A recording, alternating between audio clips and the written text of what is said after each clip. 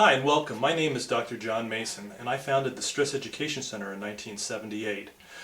Stress Education Center was designed to coach individuals or to train organizations in how best to manage stress.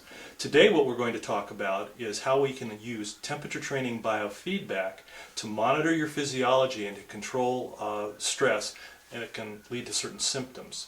But first let me talk a little bit about what biofeedback is. In the 1970s, researchers were monitoring different parts of physiology, including brain waves, heart rate, blood pressure, muscle tension, and they learned that any system that can be monitored or measured, an individual can learn to control that system. The reason why this is so important in stress management is because we have systems that are triggered by the stress response called the flight-fight response. Sometimes this happens unconsciously. Things like increasing heart rate, blood pressure, muscle tension, blood flow, brainwave activity. And any of these systems that we can monitor, you can learn to control and reverse the habituated response of holding on to tension. So temperature training biofeedback is a very simple form of using a thermometer like this and monitoring hand temperature or foot temperature so you can control your physiology and control your stress. Let's talk about why that's important. In that flight-fight response, we have a survival mechanism that prepares us to fight or to flee to save our lives. If we were in a life or death situation and we were having to fight or to flee to save our lives, there would be less likelihood of us bleeding to death if we get cut in the act of fighting or fleeing. And so there is a constriction of blood flow to the surface of the skin in the hands and the feet. Many people will notice when they're under stress that their hands or feet will get cold. Have you ever been in a social situation like a party or before a presentation, and when you shake hands with people, you notice that maybe one person's hands are very cool or one person may be warm in comparison with you. Now, the types of symptoms that can manifest as a response of holding stress in that system can be things like stress-related high blood pressure, poor circulation into the hands and the feet, which could lead to something as severe as a thing called Raynaud's syndrome. Migraine or vascular headaches can be created or made worse as part of this response. Panic or anxiety, which a lot of people will experience, will manifest as far as cold hands and feet. Other kinds of cardiovascular problems like irregular or rapid heartbeat can be related to this system as well.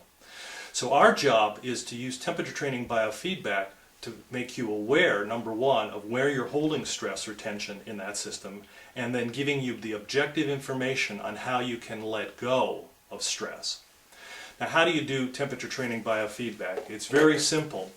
You would get a thermometer, very simple thermometer, and you might tape it to the side of your finger, and then it will read your hand temperature. In the years that I've been doing this, I've seen the coolest hands that I've ever monitored are 65 degrees Fahrenheit, and the warmest hand temperature I've ever monitored is 97 degrees Fahrenheit. You're going to fall somewhere in that range. If you do temperature training biofeedback, you put it on the middle joint of your index finger, and what you're going to find is that your hand temperature will run somewhere between the high 60s and perhaps the lower mid 90s.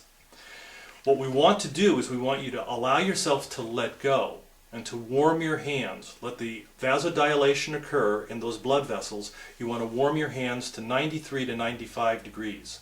Once you've done that, then you're not holding stress in that system.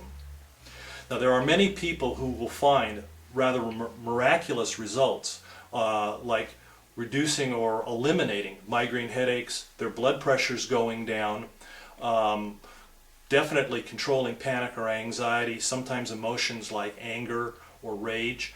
These kind of things can be minimized, if not eliminated, if you can learn to relax, and it will manifest as far as increasing your hand temperature.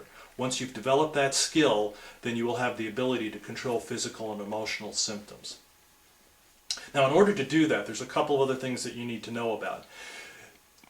Putting a thermometer on your hand is a good way of learning how to relax, but you also might want to invest in listening to guided relaxation exercises. Exercises such as autogenic training phrases or visualization or imagery, some meditation styles. These will enhance that experience and help you to learn how you can translate that, how you can take that warming experience with you into day-to-day life, and you can minimize the impact of stress that's held in this system and control the stress and control your symptoms.